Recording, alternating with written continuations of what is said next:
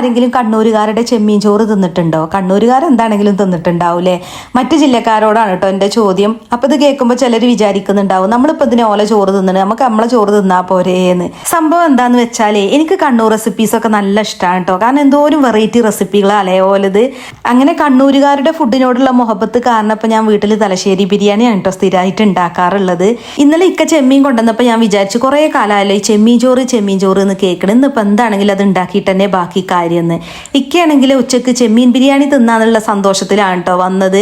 ഞാനാണെങ്കിൽ ചെമ്മീൻ ബിരിയാണിക്ക് പകരം കൊടുത്തത് ചെമ്മീൻ ചോറ് കേട്ടോ. സാധാരണ ഞാൻ ചെമ്മീൻ വാങ്ങിച്ചെന്നും ബിരിയാണിയാണ് വെക്കല്. അപ്പോൾ ഇതിൻ്റെ ലുക്ക് കണ്ടപ്പോൾ തന്നെ ഇക്ക ആകന്തം വിട്ടിക്കുണ്ട്. അപ്പോൾ ഞാൻ പറഞ്ഞത് ബിരിയാണി അല്ല ചെമ്മീൻ ചോറാണ് എന്ന്.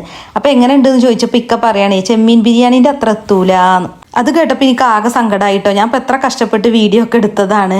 അപ്പോൾ തിന്ന് നോക്കിയപ്പോൾ എൻ്റെ അഭിപ്രായം അങ്ങനെയൊക്കെ തന്നെ ആയിരുന്നു കേട്ടോ. പിന്നെ ഒരു വട്ടമൊക്കെ ഉണ്ടാക്കി നോക്കാം എന്താലേ.